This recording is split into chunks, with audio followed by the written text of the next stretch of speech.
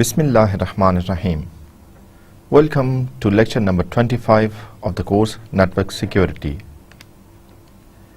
As you are aware that we are discussing incorporating security in other parts of the network. Let us first have a look on what we discussed in our previous lecture. So in our previous lecture, we explored and talked about Needham-Schroeder protocol, and we have seen how it worked.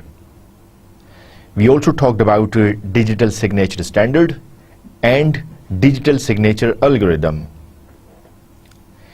We briefly talked about authentication applications, and more precisely, we talked about Kerberos, which is an authentication application.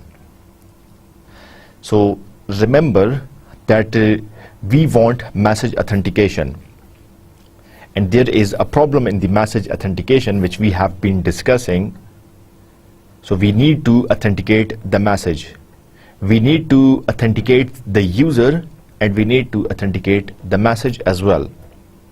So we have got different functions, different protocols, and different applications. So Kerberos, which we briefly reviewed in our previous lecture, is one example of message authentication application. What are its more detail and what will be the outlines of our today's lecture? Let us have a look on this particular slide. We will continue our discussion on authentication applications, and we will further explore Kerberos. We will discuss Kerberos versions, we will discuss Kerberos threats and vulnerabilities, and more details about Kerberos will form part of our today's lecture.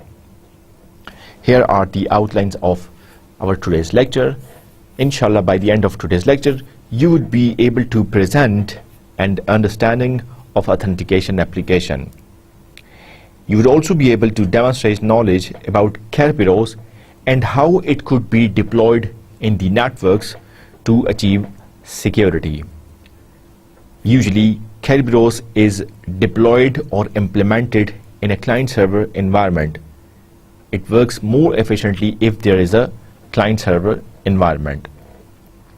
So here are two types of applications that are going to be discussed today: Kerberos and X.509. So a brief history and revision of Kerberos is that authentication, it is an authentication service that was developed at MIT back in 1980s, and it uses trusted key service system. It makes use of symmetric key cryptography, and there is a third party, a trusted third party like KDC, Key Distribution Center. It is also involved. So provides centralized private key third-party authentication in a distributed network. Three properties have been discussed in Kerberos. That is, it's a private key cryptography or makes use of private key cryptography. That is, it is dependent on the third-party authentication system or authentication. And lastly, it works in a distributed network. So हमारे network में servers भी हो सकते हैं, hosts भी हो सकते हैं, डिवाइसेस भी हो सकती हैं, ठीक है। इन सब चीज़ों को सिक्योर करना है। सर्वर से वर्क स्टेशंस की कम्युनिकेशन को सिक्योर करना है, वर्क स्टेशन से सर्वर की कम्युनिकेशन को सिक्योर करना है। सर्वर से वर्क स्टेशन और वाइस वर्सा कम्युनिकेशन को हम क्यों सिक्योर करना चाहते हैं, क्या ज़रूरी है? क्योंकि ये थ्रेट्स हैं जिनसे बचने के लिए हम ये Kerberos टाइप या ऑथेंटिकेशन एप्लीकेशन का इस्तेमाल करते हैं। सो एक यूज़र, एक अटैकर क्या करता है कि एक सिस्टम में पेंट्रेट करता है, उस सिस्टम का आईपी एड्रेस चेंज करता है और आईपी एड्रेस चेंज करके सर्वर को रिक्वेस्ट भेजता है, या उसका मकसद सर्वर को डाउन करना होता है या सर्वर को क्रैक कर देना होता है, ठीक है। सो ये सर्वर को अटैक अगर न भी करे, इसके अलावा भी ये ईवड्रॉपिंग भी कर सकता है कि बाकी नोड्स की जो सर्वर के साथ कम्युनिकेशन चल रही है उसको भी ये देख सकता है और सर्वर की सर्विसेज को डिस्टर्ब भी कर सकता है। तो क्या आप ऑथेंटिकेशन सर्वर पर करेंगे, ठीक है, या आप ऑथेंटिकेशन यूजर लेवल पर करेंगे? सो Kerberos एक वाहिद सोल्यूशन है जो कि यूजर्स को सर्वर के साथ ऑथेंटिकेट करता है और सर्वर को यूजर्स के साथ ऑथेंटिकेट करता है। हम सिक्योरिटी के लिए 3 अप्रोचेस यूज करते हैं। So we make use of 3 approaches for security. Rely on client workstation to ensure the identity of its user and rely on each server to enforce a security policy based on user ID। एक workstation ने एक server के साथ connect होना है, आपने client workstation की identity भी इंश्योर करनी है और आपने सर्वर साइड पर भी सिक्योरिटी इंश्योर करनी है। ये दोनों काम ही आपने करने हैं। सो क्लाइंट वर्कस्टेशन की सिक्योरिटी किस चीज पर रिलाई करती है? The identity of its user. क्या इस वर्क स्टेशन पे जिस यूजर को बैठना था वही यूजर बैठा हुआ है या कोई अटैकर आके बैठा हुआ है? ये इंश्योर करना ये बहुत जरूरी है, क्योंकि हमने नेटवर्क्स में देखा है कि बाज़ औक़ात डिफरेंट मशीन्स इस्तेमाल होती हैं अटैक लॉन्च करने के लिए, सर्वर्स को क्रैक करने के लिए। सो वर्क स्टेशन की आइडेंटिटी भी जरूरी है और enforce a security policy based on user ID. फिर सर्वर साइड पर आपने पॉलिसी को इंश्योर कराना है। सर्वर की पॉलिसी क्या है? सर्वर पे एक पॉलिसी डिफाइंड या कॉन्फ़िगर होती है कि जब आप किसी यूजर को कनेक्ट करेंगे तो आपने यूजर की प्रोफाइल देखनी है, यूजर के प्रिविलेजेस देखने हैं। बेस्ड ऑन यूजर आईडी आपने ये सर्वर ने ये डिसाइड करना है कि इस पर्टिकुलर यूजर को किन रिसोर्सेज की एक्सेस अलाउड है और किन अदर रिसोर्सेज की एक्सेस को डिनाइड है। सो ये काम हमने करना है। दूसरा, हमें require the client system to authentication themselves to servers but trust the client system concerning the ID of the users. ये भी जानना बड़ा जरूरी है कि क्लाइंट सिस्टम इटसेल्फ ऑथेंटिकेट हो सर्वर के साथ, ठीक है, और आपने एक ट्रस्टिंग सिस्टम लाना है। एक आपने ऐसे तरीके से इंश्योर करना है, एक ऐसी एंटिटी को बीच में इन्वॉल्व करना है जो कि जिन यूजर्स की आईडी उस सर्वर के पास आए, उन आईडीज को देखकर वो सर्वर आपका डिसाइड करे कि इस पर्टिकुलर आईडी के अगेंस्ट मैंने क्या एक्शन लेना है, क्या चीज इसको अलाउ करनी है और क्या चीज इसको डिनाई करनी है। और तीसरी बात ये कि require the user to prove its ID for each service invoked and also require that servers prove their ID to the clients। ये भी हो सकता है कि मैं किसी वर्क स्टेशन में बैठा हूं और मैं सर्वर के साथ कनेक्ट होता हूं। अब मैं सर्वर से कई सर्विसेज रिक्वेस्ट कर सकता हूं। एक सर्वर है, वो ईमेल सर्वर भी है, वो फाइल सर्वर भी है, लेट्स से वो आपका वेब सर्वर भी है। सो मैं जब अपनी आईडी के साथ कनेक्ट करूंगा तो सर्वर देखेगा कि क्या इस यूजर को फाइल एक्सेस अलाउड है या फाइल एक्सेस अलाउड नहीं है, सिर्फ इसको वेब एक्सेस और ईमेल एक्सेस अलाउड है। सो हर सर्विस के अगेंस्ट, हर वो सर्विस जो कि यूजर इन्वोक करता है, रिक्वेस्ट करता है, सर्वर उसको क्रॉस चेक करता है और देखता है कि इसको क्या चीज देनी है और क्या चीज इसको नहीं देनी है। इसके अलावा क्लाइंट्स ने तो सर्वर को क्लाइंट्स जो है वो ऑथेंटिकेट हो रहे हैं सर्वर साइड पर, ठीक है। क्लाइंट को एक वर्क स्टेशन को एक रिक्वेस्ट आई है, ये कैसे पता चलेगा कि आने वाली रिक्वेस्ट एक सर्वर की तरफ से आई है या किसी अटैकर की तरफ से आई है? तो जिसने हमने शुरू में बात की पिछली स्लाइड में कि आपको क्लाइंट से सर्वर की भी ऑथेंटिकेशन करनी होती है और सर्वर से क्लाइंट की ऑथेंटिकेशन भी करनी होती है। Kerberos इस सिलसिले में क्या काम करता है? Kerberos की क्या रिक्वायरमेंट है? Its first report identified requirements are, मतलब जो अर्लियर वर्जन आए Kerberos के, लाइक 1980s में जो पहला वर्जन आया, वैसे तो इसके ढेर सारे वर्जन हैं, version 1, version 2, version 3, version 4, version 5, लेकिन हम वर्जन 4 और वर्जन 5 को ज़्यादा डिस्कस करेंगे। सो इसके अर्लियर वर्जन्स में ये रिक्वायरमेंट्स थी कि सिक्योरिटी प्रोवाइड करनी है, सिक्योर करना है किस चीज़ को? Opponent should not be able to get information to impersonate a user. Opponent या अटैकर या क्रैकर इसको इंफॉर्मेशन नहीं देनी, इसको इंफॉर्मेशन नहीं देनी, क्योंकि ये अटैकर इंफॉर्मेशन का गलत इस्तेमाल करेगा। ये अटैकर किसी दूसरे यूजर को सर्वर बनकर भी राब्ता कर सकता है और किसी दूसरे यूजर को एक वर्क स्टेशन बनकर भी राब्ता कर सकता है। ठीक है, तो आप कैरबेरोस की रिक्वायरमेंट देखें। इसका मिशन ऑब्जेक्टिव ये है कि सिक्योर करना है, किसको सिक्योर करना है? ओपोनेंट्स के अगेंस्ट, अटैकर्स के अगेंस्ट अपने सिस्टम को इस तरीके से सिक्योर करना है कि अटैकर्स और ओपोनेंट उनको इंफॉर्मेशन ना मिले, उनको जो सिस्टम की जो प्राइवेट इंफॉर्मेशन है वो उनके लिए अवेलेबल ना हो। दूसरा कैरबेरोस की रिक्वायरमेंट रिलायबिलिटी से रिलेटेड भी है। रिलायबिलिटी क्या है? रिलायबिलिटी एक फैक्टर है जो कि किसी सिस्टम की परफॉर्मेंस को चेक करने के लिए इस्तेमाल किया जा सकता है। रिलायबिलिटी इटसेल्फ, इसमें ढेर सारी डिस्कशन है, लेकिन यहां पे हम रिलायबिलिटी कैरबेरोस की रिक्वायरमेंट के सेंस में इस तरीके से ले रहे हैं कि should be reliable and provides a distributed server architecture.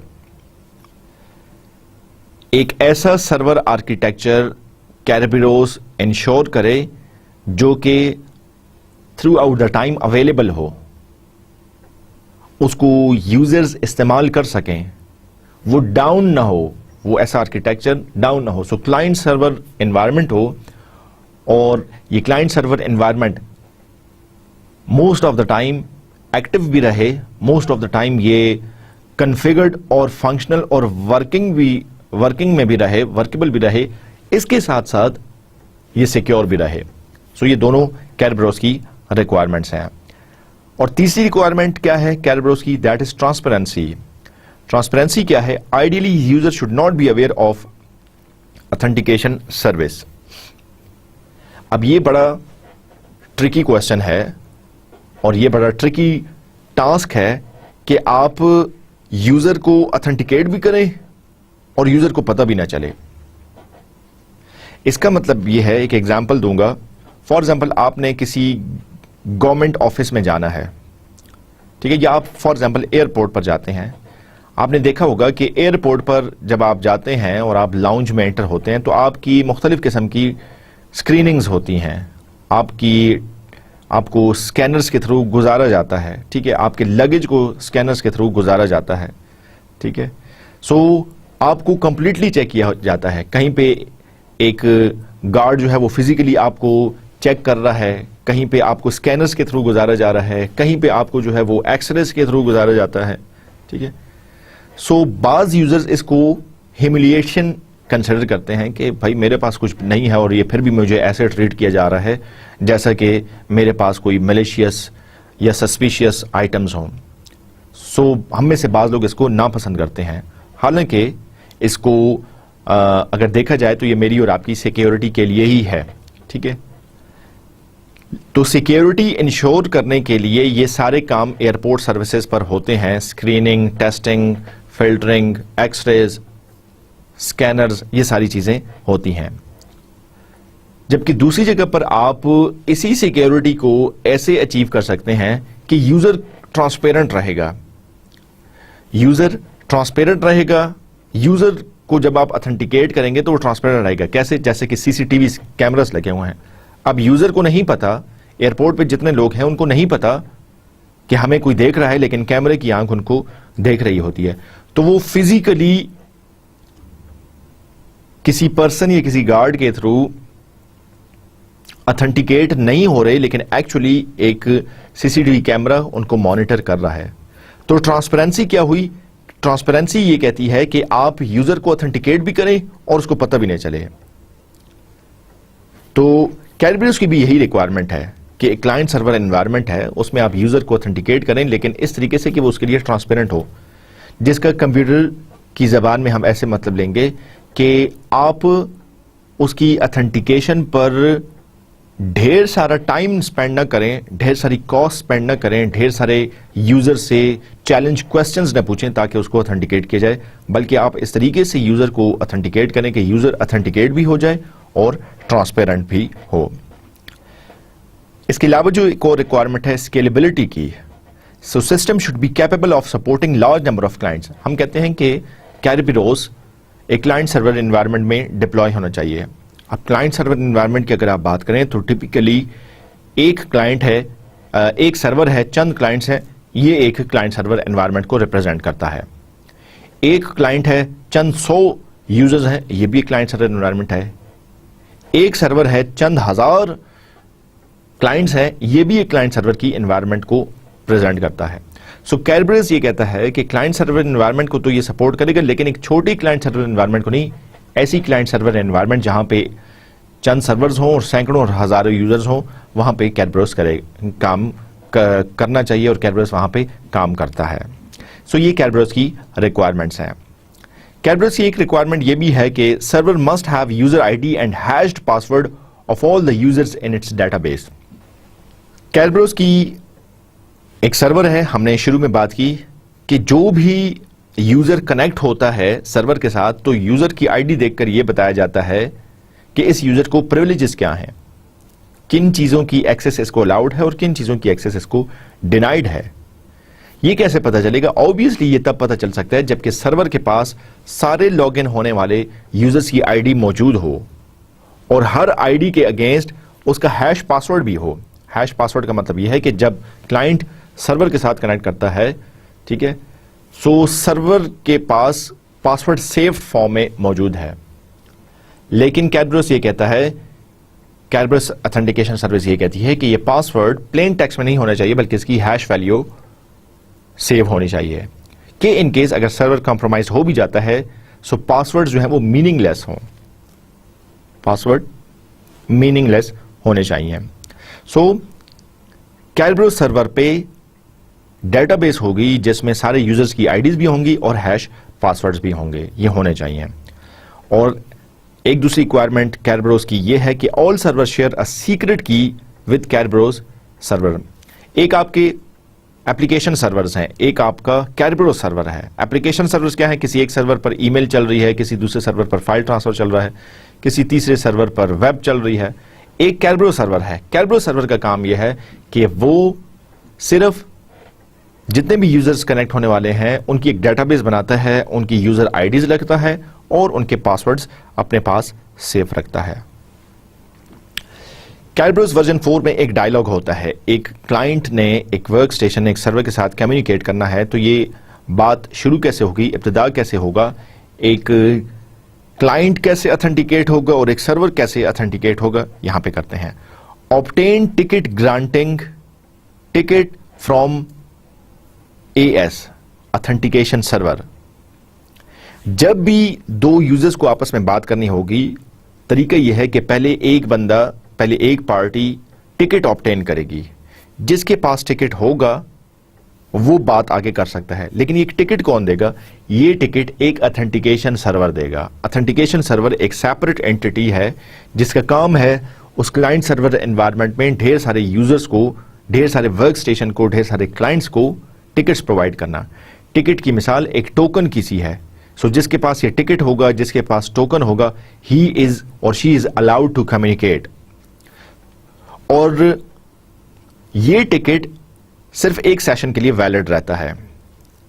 एक सेशन के लिए वैलिड रहने का मतलब यह है कि जब भी मैंने सर्वर के साथ बात करनी है, सो मैं एक टिकट ऑब्टेन करता हूं और ये टिकट सिर्फ इस पर्टिकुलर ड्यूरेशन, इस पर्टिकुलर डायलॉग के लिए है।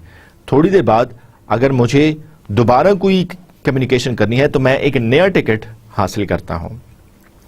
So the validity of each ticket remains for that particular session. When the session expires or when the dialogue is completed, when the communication is over, the ticket is also expired. For next time, you need to have a new ticket. Obtain service granting ticket from TGS, ticket granting service. ठीक है, एक है authentication server, एक है ticket granting service. सो granting ticket हासिल किया जाता है एक टीजीएस, एक डेडिकेटेड एंटिटी है टीजीएस, टिकट ग्रांटिंग सर्विस या सर्वर, उससे टिकट हासिल किया जाता है। And for each distinct service required. अब मुझे अगर 3 किस्म की सर्विसेज चाहिए, ईमेल भी, वेब भी, एफटीपी भी और लेट्स से टेलनेट भी, 2 या 3 या 4 मुझे सर्विसेज चाहिए हैं। सो मैं हर सर्विस के लिए टीजीएस से एक टिकट लेता हूं। ठीक है, मैं हर सर्विस के लिए टीजीएस से एक टिकट लेता हूं। Client server exchange to obtain service on every service request. ये टिकट्स फिर एक्सचेंज होते हैं हर सर्विस के अगेंस्ट, ठीक है, और उसके अगेंस्ट ये डिसाइड होता है कि किस क्लाइंट को किस किस्म की सर्विसेज अलाउ की जा सकती हैं। सो ये एक डायलॉग है। सो आपने ग्रांटिंग टिकट ऑथेंटिकेशन सर्वर से हासिल किया, ठीक है, और पर सेशन भी आप हासिल करते हैं और पर सर्विस भी आप जो है वो टिकट हासिल करते हैं, और फिर उसके बाद आप क्लाइंट सर्वर एनवायरनमेंट में एक्चुअली कम्युनिकेट कर सकते हैं। यहां पे आप देख सकते हैं इस पर्टिकुलर स्लाइड में यही 3 स्टेप्स जो हमने यहां पे बताए हैं वो यहां पे भी शो किए गए हैं, ठीक है। So a simple authentication dialogue, एक है हमारे पास ऑथेंटिकेशन सर्वर, एक सी है हमारे पास। सो सी ऑथेंटिकेशन सर्वर से को अपनी आईडी बताता है, ठीक है, और जिससे वो बात करना चाह रहा है उसकी आईडी बताता है, ठीक है। ऑथेंटिकेशन सर्वर सी को एक टिकट देता है, बेस्ड ऑन दैट टिकट ये पार्टी सी पार्टी वी के साथ फिर कम्युनिकेट करती है, ठीक है। सो अलाइस ने अगर बॉब के साथ कम्युनिकेट करना है तो अलाइस पहले ऑथेंटिकेशन सर्वर को अपनी आईडी बताता है, बॉब की आईडी बताता है, ठीक है। इसके बाद ऑथेंटिकेशन सर्वर अलाइस को एक टिकट देता है, based on that ticket Alice can then communicate with Bob. ये टिकट एक्चुअली क्या होता है? टिकट की हम बात कर रहे हैं कि एक टिकट ऑथेंटिकेशन सर्वर प्रोवाइड करता है। टिकट में होता क्या है? टिकट में 2 पार्टीज की आईडीज हैं। पार्टी लेट्स से इस पर्टिकुलर केस में 2 पार्टीज पार्टी सी और पार्टी वी हैं। अगर हम दूसरी एग्जांपल लेना चाहें तो उस केस में हमारी पार्टीज पार्टी ए और पार्टी बी हो सकती है, अलाइस एंड बॉब, ठीक है। सो इन दोनों पार्टीज की आईडी होगी, ठीक है, प्लस एक की होती है। कौन सी की होती है? ये दूसरी पार्टी की की होती है और इसको एनक्रिप्ट किया जाता है। ये चीजें जब एनक्रिप्ट हो जाती हैं तो ये एक टिकट बनता है। So you can see in last it has been mentioned that ticket is equal to E of K of E, party V की या बॉब की है, फिर क्या है? आईडी है सी की और आईडी है पार्टी बी की, और इसी तरह AD of C. So an opponent could capture the ticket and transmit it from different workstation. The AD network address is used to cope this problem. इस चैलेंजिंग टास्क को बड़ी खूबसूरती से कैरब्रोस इस तरीके से अदा करता है कि आप देख सकते हैं कि जब हमने बात की यहां पे टिकट इज इक्वल टू ई के ऑफ ई, वी की है, सी की आईडी है, वी की आईडी है, प्लस एडी एड्रेस है। किसका एड्रेस है? जिसने रिक्वेस्ट इनिशिएट की है। सी ने रिक्वेस्ट इनिशिएट की थी। कौन सा एड्रेस है? ये आईपी एड्रेस है। अगर आप रिकॉल करें तो हमने यही मसला डिस्कस किया था कि नेटवर्क में, एक डिस्ट्रीब्यूटेड नेटवर्क में प्रॉब्लम यह आ सकता है कि एक अटैकर किसी दूसरे वर्क स्टेशन पर बैठकर उसका आईपी एड्रेस चेंज करके वहां से अटैक लॉन्च कर सकता है या वहां से रिक्वेस्ट जनरेट कर सकता है।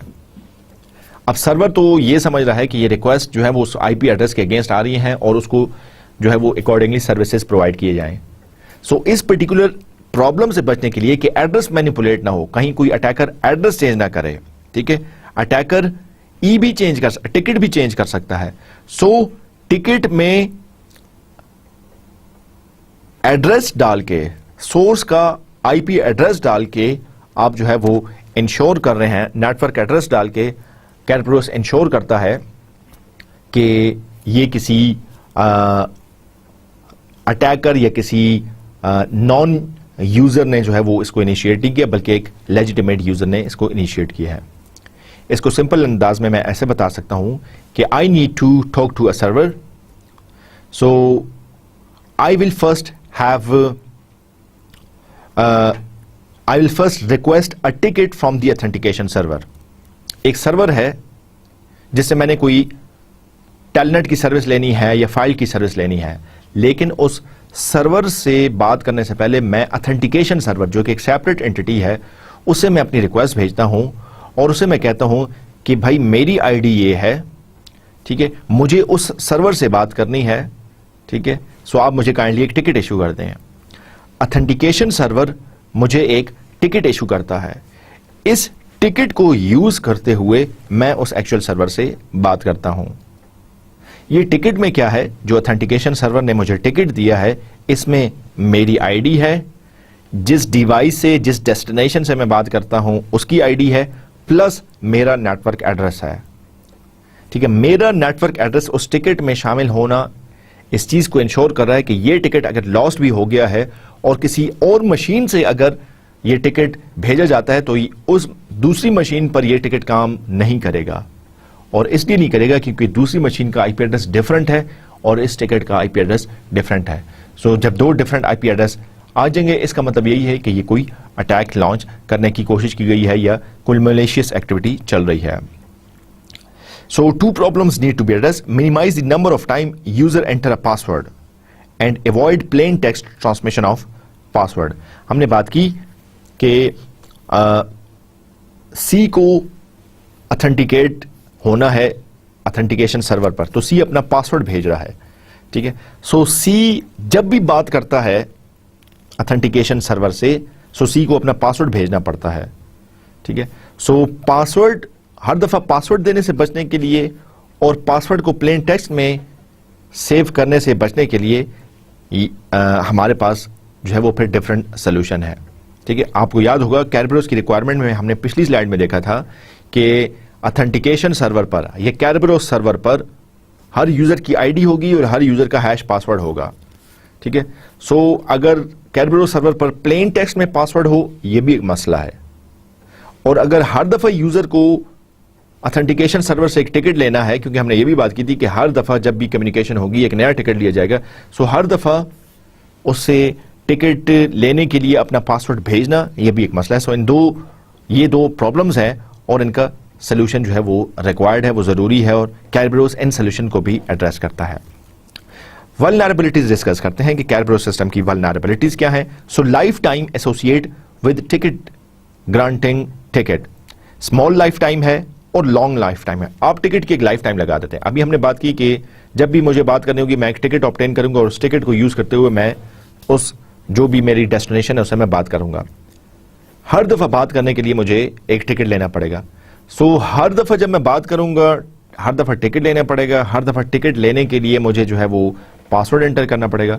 तो इससे बचने के लिए आप टिकट की लाइफ टाइम बता देते हैं कि भाई आपको स्मॉल लाइफ टाइम वाला टिकट चाहिए या लॉन्ग लाइफ टाइम वाला टिकट चाहिए। सो अगर स्मॉल लाइफ टाइम है, ठीक है, सो इसमें हर दफा हर थोड़ी देर बाद हर नए डायलॉग के लिए, हर नए सेशन के लिए यूजर को अपना पासवर्ड बार बार एंटर करना पड़ता है। और अगर आप लॉन्ग लाइफ टाइम रखते हैं तो opponent has great opportunity to for reply. So अगर आप टिकट लॉन्ग लाइफ टाइम भी रख लें, ठीक है, शॉर्ट टाइम में तो आप बार बार पासवर्ड दे रहे हैं, ठीक है, लेकिन अगर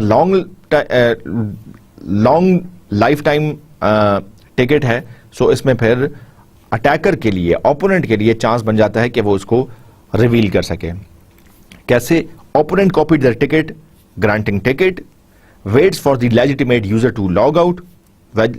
ठीक है, किसी तरीके से अटैकर ने उस टिकट को हासिल कर लिया।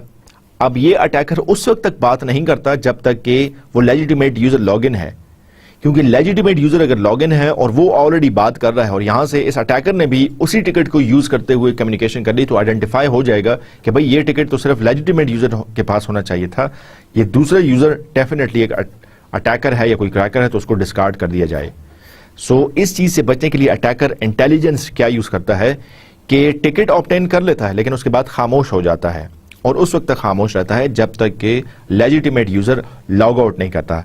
जब लेजिटिमेट यूजर लॉग आउट कर लेता है, उसके बाद उसी टिकट को यूज करते हुए ये सर्वर को दोबारा रिक्वेस्ट भेज रहा है और सर्वर के साथ एक कम्युनिकेशन या डेस्टिनेशन के साथ एक कम्युनिकेशन एस्टैब्लिश करने की कोशिश करता है। So uh network service TGS must be able to prove that the person using a ticket is the same person to whom that ticket was issued। ठीक है, मेरा टिकट कोई और इशू कर ले, TGS को कैसे पता चलेगा? TGS कैसे इंश्योर करेगा, टिकट ग्रांटिंग सिस्टम कैसे इंश्योर करेगा कि जो टिकट इस्तेमाल हो रहा है ये मेरा ही टिकट है या किसी और का टिकट है? फॉर एग्जाम्पल, आपको एक वाउचर मिलता है based on you have performed very well in your company, so company आपको एक गिफ्ट वाउचर देती है। अब कंपनी ने ये इंश्योर करना होता है कि आपका गिफ्ट वाउचर आप ही यूज करें, कोई और इस्तेमाल ना करे। तो वो कंपनी कैसे इंश्योर करती है? वो कंपनी आपके वाउचर पर आपका नाम लिख लेती है कि भाई ये नाम जिसका है सिर्फ वो ही इस वाउचर को यूज कर सकता है।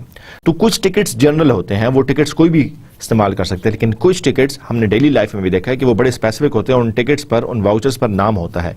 सो यहां पर टीजीएस, टिकट ग्रांटिंग सिस्टम, कैसे इंश्योर करेगा कि जो टिकट इस्तेमाल किया जा रहा है वो वही बंदा इस्तेमाल कर रहा है जिसका टिकट है, या कोई और बंदा इस्तेमाल कर रहा है? अगर कोई और बंदा किसी का टिकट इस्तेमाल कर रहा है तो ये एक अटैक है, ये एक ओपोनेंट की तरफ से होगा और इसको रोकना चाहिए।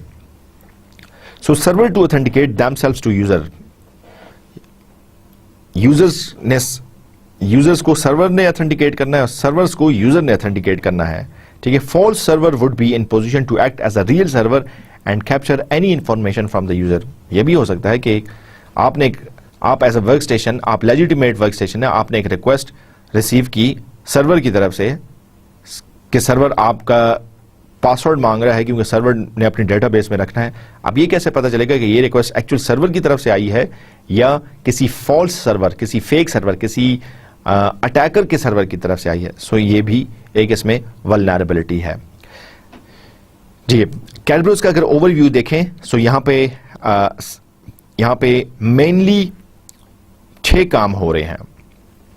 ठीक है, और अगर आप इस स्लाइड को समझ जाएं तो आप कैरबरोस को बड़ी आसानी से समझ सकते हैं।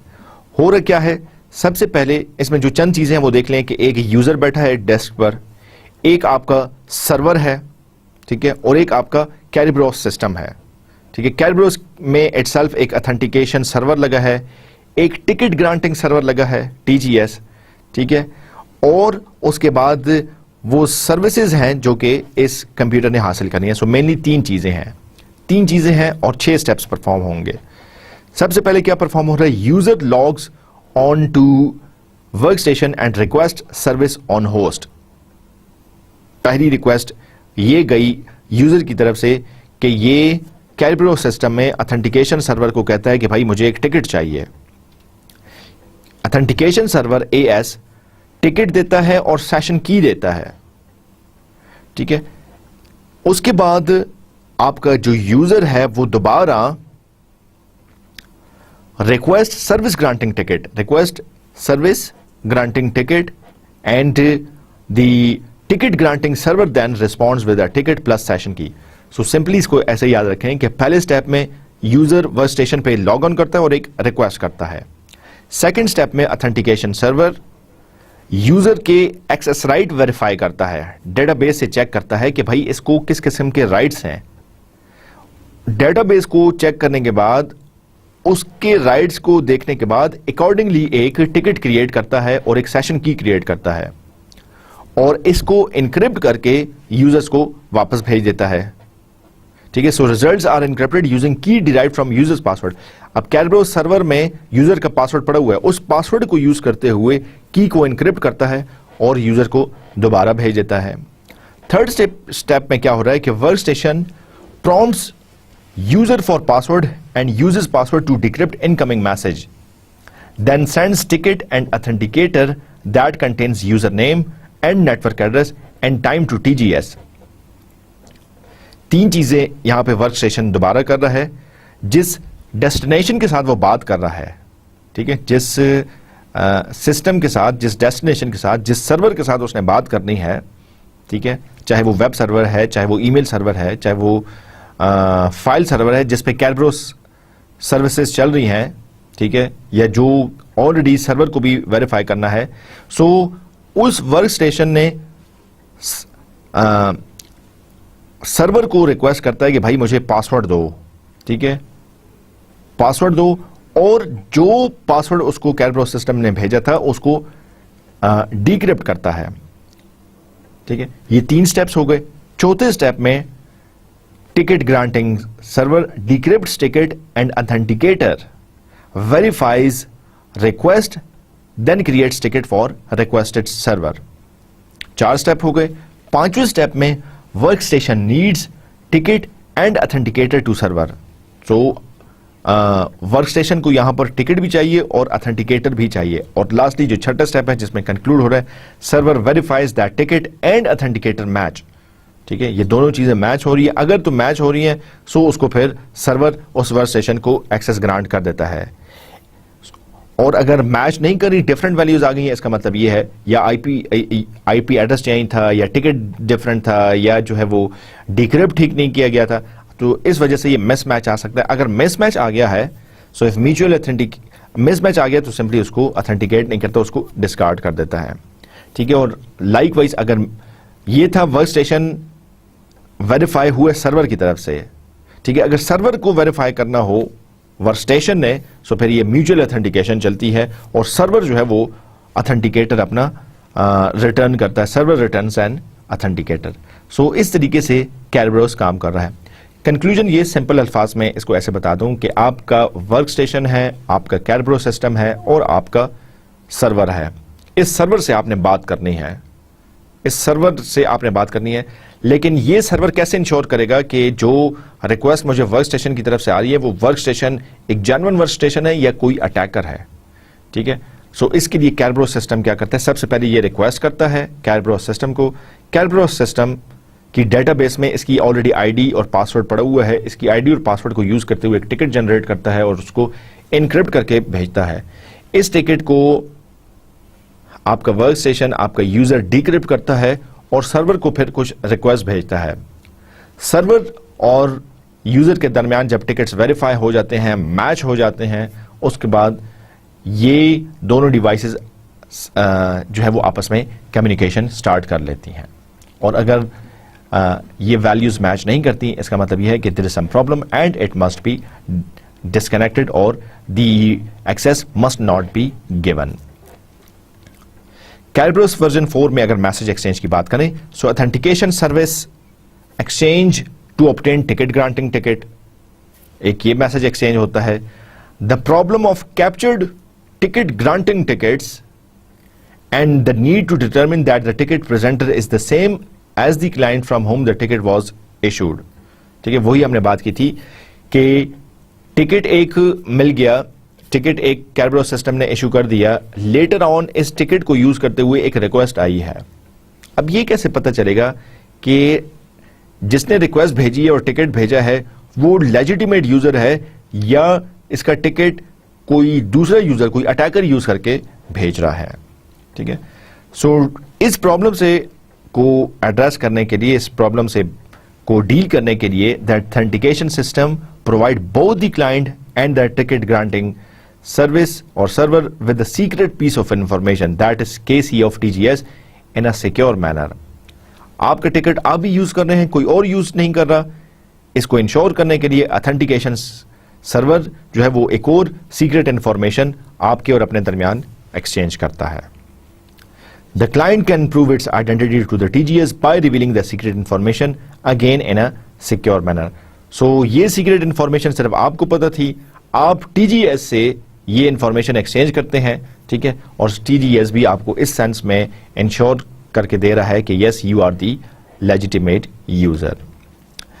मजीद इसके बारे में डिस्कशन ये, ऑथेंटिकेटर क्या काम करता है, ऑथेंटिकेशन की हमने बात की थी। Authenticator is used only once and has short life time. For time being जब आप कोई सर्वर के साथ कोई सेशन एस्टेब्लिश करना चाह रहे हैं तो ऑथेंटिकेटर सिर्फ वहां पे काम करेगा। TGS decrypts the ticket with key that it shares with the authentication system, key of TGS. Ticket indicates that user C has a session key, KC of TGS. ठीक है, ये चीजें भी आपने करनी। और the ticket says anyone who uses the session key of C with TGS must be C। मतलब एक ऐसी सीक्रेट इंफॉर्मेशन जो सिर्फ मुझे पता है, ठीक है, और वो TGS ने सिर्फ मुझे दी है और मेरी की है, सो ये इंश्योर हो गया, ये ऑटोमेटिकली इंश्योर हो गया that anyone who uses KC of TGS must be C। वो C के अलावा किसी और को इंफॉर्मेशन पता ही नहीं चल सकती। The TGS uses this session key to decrypt the authenticator and C has a reusable service granting ticket for V। So आप इस तरीके से देख सकते हैं कि ये कैसे इनक्रिप्ट हो गया। Rationale for the elements of the Kerberos version 4 protocol version 4 protocol में मतलब क्या चीजें चल रही हैं, जिन एलिमेंट्स को हमने डिस्कस किया ब्रीफली यहां पर उनका ओवरव्यू देख लेते हैं। मैसेज है आपका client request ticket granting ticket. IDC एक चीज है जो कि ऑथेंटिकेशन सर्वर को आइडेंटिटी बताती है कि किस यूजर की तरफ से ये रिक्वेस्ट आई है। आईडीटीजीएस है जो कि ऑथेंटिकेशन सर्वर को ये बताती है कि टीजीएस को इसको एक्सेस क्या करना है, किस चीज की एक्सेस देनी है, किस चीज से ब्लॉक करना है। TS1 क्या करता है, allows authentication system to verify that client's clock is synchronized with that of authentication server. Client की और ऑथेंटिकेशन सर्वर की क्लॉक सिंक्रोनाइज्ड है। टाइम स्टैम्पिंग का कॉन्सेप्ट याद रखिएगा। सो क्लॉक सिंक्रोनाइज्ड है क्योंकि ये उस शॉर्ट लाइफ टाइम के लिए ये स्टैब्लिश होता है। फिर मैसेज 2 है, फिर KC है। KC क्या है, encryption is based on user's password. ठीक है, जो यूजर पासवर्ड कैरबरोस सर्वर में कैरबरोस डेटाबेस में सेव था उसको एज अ की बना के एनक्रिप्ट किया जाता है।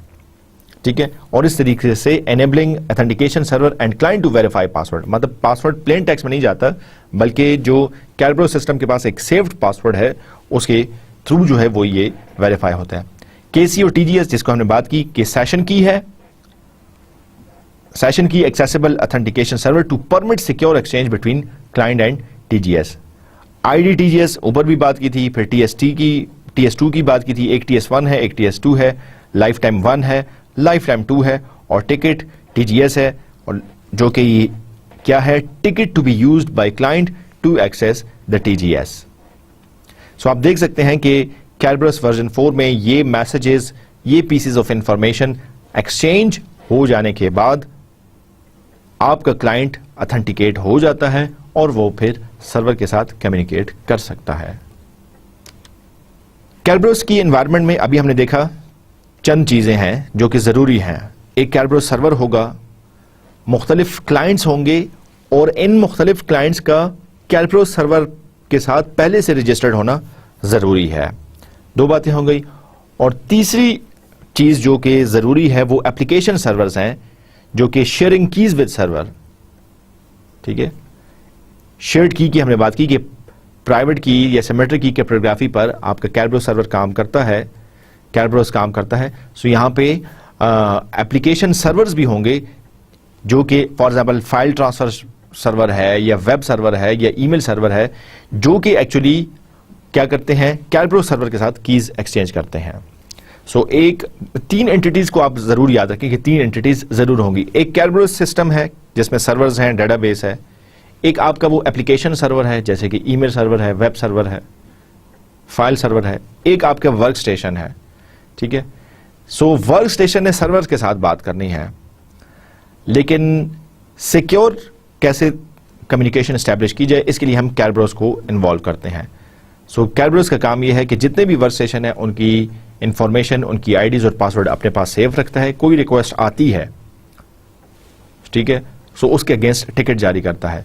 सो कैरबरोस सिस्टम को वर्क स्टेशंस का भी पता है और कैरबरोस सिस्टम को इस पर्टिकुलर सर्वर के बारे में भी इंफॉर्मेशन है और अकॉर्डिंगली वो टिकट जनरेट करता है जिसको यूज करते हुए आपस में ये दोनों ऑथेंटिकेट हो जाते हैं और फिर सिक्योर कम्युनिकेशन एस्टैब्लिश की जा सकती है। इसको रीम क्यों कहा जाता है, कैरबरोस रीम्स क्यों कहा जाता है, क्योंकि टिपिकली सिंगल एडमिनिस्ट्रेटिव डोमेन के अंदर ये हो रहा है। ये सारा काम एक सिंगल डोमेन के अंदर हो रहा है। डेटाबेस कैरबरोस सिस्टम में ये पूरी एक डोमेन के तौर पर इसके अंदर ये काम हो रहा है, इसलिए इसको कैरबरोस रीम कहते हैं। If have multiple reams, Kerberos servers must have the user ID and hash password for all participating user and database. एक यूजर होगा उसकी भी इंफॉर्मेशन होनी चाहिए, और अगर कई यूजर्स हैं तो Kerberos सर्वर के पास उन कई यूजर्स की, उन कई वर्कस्टेशन की इंफॉर्मेशन भी जरूरी पास होनी चाहिए। The Kerberos server must share a secret key with each server. ठीक है, सो जो Kerberos सर्वर हैं ये एप्लीकेशन सर्वर के साथ जरूर एक की शेयर करते हैं। अगर की शेयर नहीं होगी तो फिर ऑब्वियसली आपका सर्वर फिर जो एप्लीकेशन सर्वर है वो फिर सिक्योरली कम्युनिकेट नहीं कर पाता। सो जो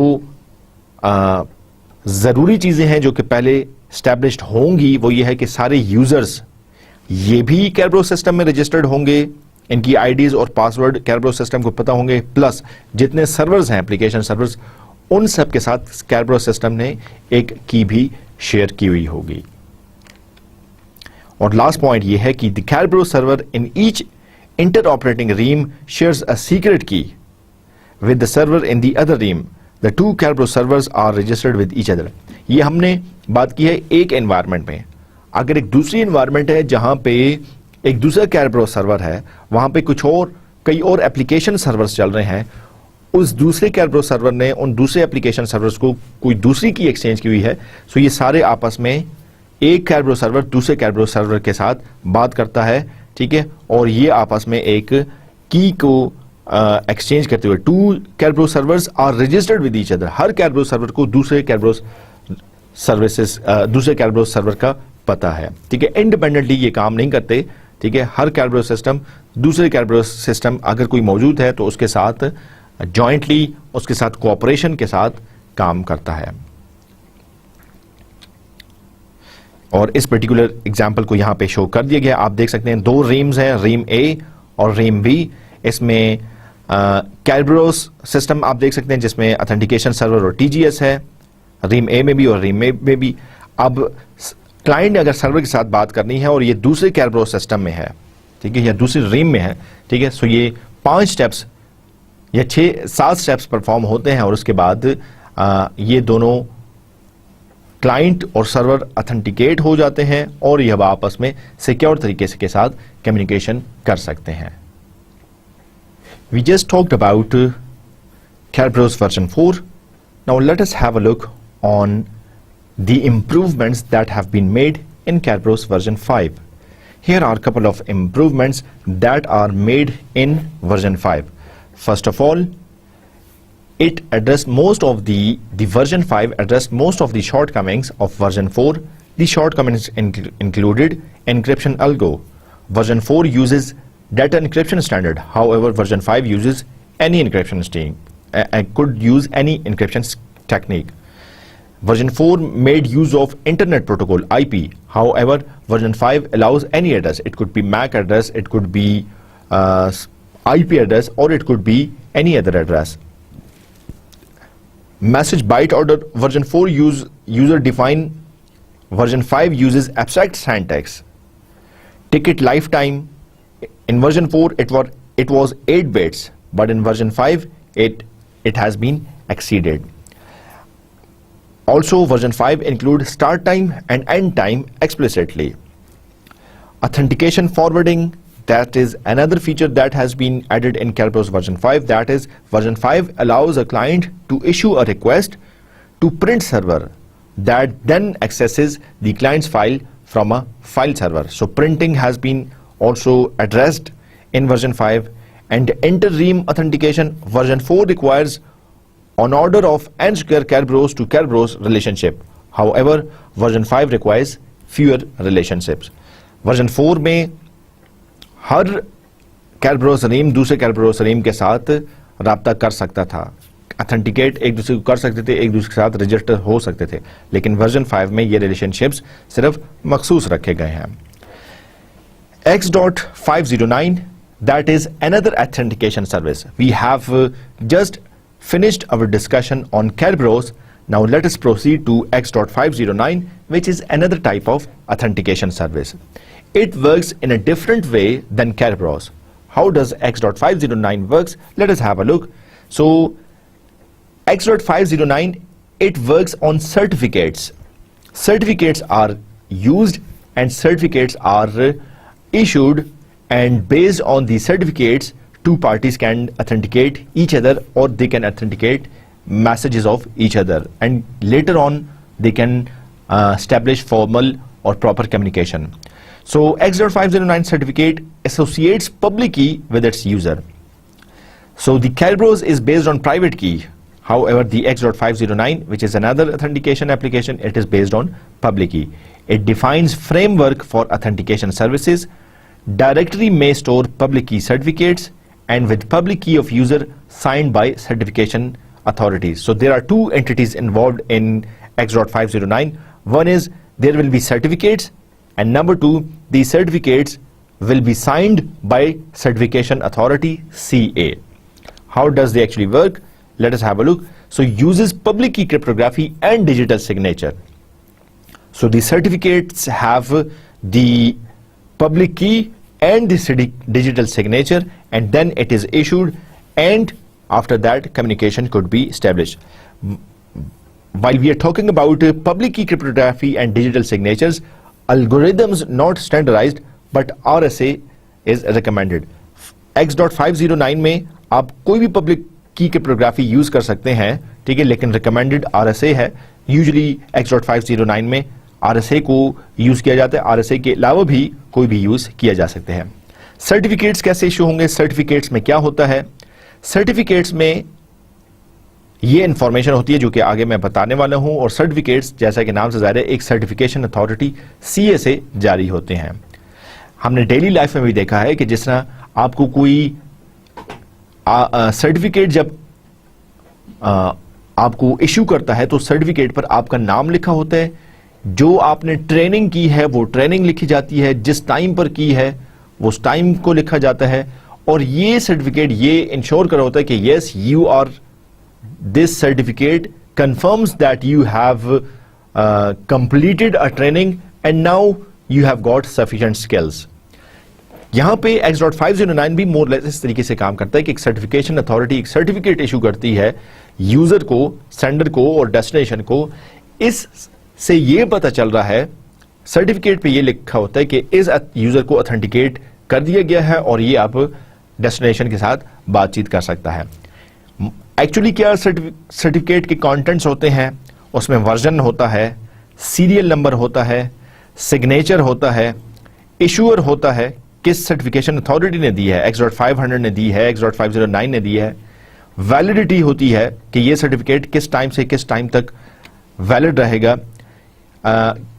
ये सर्टिफिकेट एक्चुअली किसको दिया गया है? यूजर का नाम लिखा जाता है, यूजर की पब्लिक की इंफॉर्मेशन दी जाती है, इशूअर जो कि सर्टिफिकेशन अथॉरिटी थी CA थी उसका यूनिक आइडेंटिफायर लिखा जाता है, सब्जेक्ट का जिसको सर्टिफिकेट इशू किया जाता है उसका यूनिक आइडेंटिफायर लिखा जाता है, अगर कोई एक्सटेंशंस हैं वो लिखी जाती हैं, और लास्टली सिग्नेचर ऐड किया जाता है of hash of all fields in this certificate. ठीक है, ऊपर जितनी बातें हमने की हैं उन सब का एक हैश वैल्यू निकालकर उसके थ्रू सिग्नेचर जो है वो ऐड कर दिया जाता है. याद रखिए दुनिया में चंद ही सर्टिफिकेशन अथॉरिटीज हैं. ये सर्टिफिकेशन अथॉरिटीज मुझे आपको कम्युनिकेट करने में हेल्प आउट करती हैं. आपने देखा होगा आप अक्सर वेबसाइट पे किसी नई वेबसाइट पे जाएं तो वहां पे आपको एक ब्राउजर पर मैसेज डिस्प्ले होता है कि आपका ब्राउजर इसका सर्टिफिकेट ऑब्टेन करने में सक्सेसफुल नहीं हुआ. क्या आप इस वेबसाइट पर ट्रस्ट करते हैं? और अगर आप उस वेबसाइट पर ट्रस्ट करते हैं तो आपका ब्राउजर उसके कंटेंट्स डिस्प्ले करा के दे देता है. सो हर वेबसाइट, जितनी भी फॉर्मल वेबसाइट हैं, जितने भी ऑथेंटिकेटेड वेबसाइट्स हैं, वो एक सर्टिफिकेशन अथॉरिटी से सर्टिफिकेट हासिल करती हैं. मोस्टली जहां पे जिन वेबसाइट्स में, जिन ऑनलाइन वेबसाइट्स में, इंटरनेट की वेबसाइट्स में ट्रांजैक्शंस आ जाएं, मनी ट्रांसफर्स आ जाएं, वहां पे सर्टिफिकेट हासिल करना ज्यादा जरूरी हो जाता है. सो इस तरीके से आप X.509 में सर्टिफिकेट हासिल कर सकते हैं. So any user with access to the public key certification authority can get any certificate from it. ठीक है, मतलब कोई भी यूजर जो है वो सर्टिफिकेट हासिल कर सकता है और सर्टिफिकेशन अथॉरिटी उसको देगी. लेकिन ये सर्टिफिकेट मॉडिफाई यूजर नहीं कर सकता, मॉडिफिकेशन सिर्फ उसकी सर्टिफिकेशन अथॉरिटी ही कर सकती है. मॉडिफिकेशन की ऑप्शन यूजर को क्यों नहीं दी गई? क्योंकि आप इससे सर्टिफिकेशन अथॉरिटी इंश्योर करना चाहती है कि इसमें कोई अटैकर किसी सर्टिफिकेट को ओवरराइड करके अपनी इंफॉर्मेशन कहीं पे ऐड करके सर्टिफिकेट को रॉन्ग यूज न करे. सर्टिफिकेट की हायरार्की ये है, if both users share a common certification authority then they are assumed to know its public key. मतलब आपने और अगर मैंने बात करनी है और आप और मैं एक ही सर्टिफिकेशन अथॉरिटी के अंदर आ रहे हैं, सो आप और मैं उस पब्लिक की एक्सचेंज के थ्रू बात कर सकेंगे. लेकिन अगर मैं किसी और सर्टिफिकेशन अथॉरिटी के अंदर हूं, आप किसी और सर्टिफिकेशन अथॉरिटी के अंदर हैं, सो हमें एक हायरार्की फॉर्म करनी पड़ेगी. And each client trust parent certificate. ठीक है, इस हायरार्की के थ्रू जाया जाता है और हर क्लाइंट जो पेरेंट पार्टी है पेरेंट के सर्टिफिकेट्स पर ट्रस्ट करता है। And enable verification of any certificate from one certification authority bye users of all other CS in hierarchy. Hierarchy के अंदर आप भी आ गए, मैं भी आ गया, मैं आपका सर्टिफिकेट व्यू कर सकता हूं, वेरीफाई कर सकता हूं, आप मेरा सर्टिफिकेट व्यू कर सकते हैं, वेरीफाई कर सकते हैं, कोई तीसरा बंदा हम दोनों के, क्योंकि हम एक हायरार्की के अंडर आ गए, एक एम्ब्रेला के अंडर आ गया। जो कोई इस एम्ब्रेला के अंडर, इस हायरार्की के अंडर होगा, that is considered to be trusted. Certificate expire भी होते हैं, सर्टिफिकेट को रिवोक किया जाता है, री इशू किए जाते हैं। कब री इशू किए जाते हैं? जब उनकी वैलिडिटी एक्सपायर हो जाए, और वैलिडिटी एक्सपायर होने से पहले भी अगर कहीं पे ये खदशा आ जाए कि सर्टिफिकेट कॉम्प्रोमाइज हो गया, वहां पर भी एक नया सर्टिफिकेट इशू किया जा सकता है। यूजर्स प्राइवेट की कंप्रोमाइज हो जाए, यूजर जो है वो is no longer certified by the certification authority, CA's certification is compromise, मतलब कोई भी ऐसा इशू हो तो सर्टिफिकेट के एक्सपायर होने से पहले पहले एक नया सर्टिफिकेट इशू कर दिया जा सकता है। Certification authorities maintain list of revoked certificates and there is a certificate revocation list CRL and users should check certificates with CA's CRL। आपने किसी वेबसाइट के साथ ट्रांजैक्शन करनी है, मेक श्योर कि इसका सर्टिफिकेट आपको सर्टिफिकेशन अथॉरिटी ने दिया है। अगर सर्टिफिकेशन अथॉरिटी ने नहीं दिया, ठीक है, तो आपको यूजुअली उस वेबसाइट पर ट्रस्ट नहीं करना चाहिए। और अगर लेट्स से वो वेबसाइट पर आपने पहले भी ट्रांजैक्शंस किए and you trust on that website, ठीक है, सो फिर आप उस पर कम्युनिकेशन कर सकते हैं या अपनी ट्रांजैक्शन उस पर आप कर सकते हैं, ठीक है। जो सर्टिफिकेट्स एक्सपायर्ड हो जाते हैं उनको भी रिन्यू किया जाता है, और एक्सपायर होने से पहले भी सर्टिफिकेट रिन्यू कर दिए जा सकते हैं। एक्सपायर होने से पहले क्यों किया जाएगा? इसकी रीजन ये हो सकती है कि पब्लिक की कॉम्प्रोमाइज हो गई है, ठीक है। सो जब भी एक्सपायर होने से पहले सर्टिफिकेट री इशू हो रहा है, सो री इशू होने वाले सारे सर्टिफिकेट्स की एक लिस्ट बनाई जाती है जिसको हम CRL कहते हैं। ऑथेंटिकेशन प्रोसीजर इसमें बड़ा सिंपल है, और वो ये है कि X.509 includes 3 alternative all use public की सिग्नेचर्स ऑथेंटिकेशन प्रोसीजर्स। आप 1 वे ऑथेंटिकेशन भी यूज कर सकते हैं, आप 2 वे ऑथेंटिकेशन भी यूज कर सकते हैं, आप 3 वे ऑथेंटिकेशन भी यूज कर सकते हैं। सो X.509 इस लिहाज से बड़ा फीजिबल है या बड़ा एफिशिएंट है कि ये यूजर्स को ऑप्शन दे रहा है कि भाई उन्होंने 1 वे ऑथेंटिकेशन यूज करनी है, 2 वे करनी है या 3 वे करनी है। 1 वे, 2 वे और 3 वे ऑथेंटिकेशन कैसे काम करती हैं, ठीक है, इनको देखते हैं। Assume that 2 parties know each others public की थ्रू सर्टिफिकेट्स और डायरेक्टली। 1 वे ऑथेंटिकेशन कैसे काम करेगा?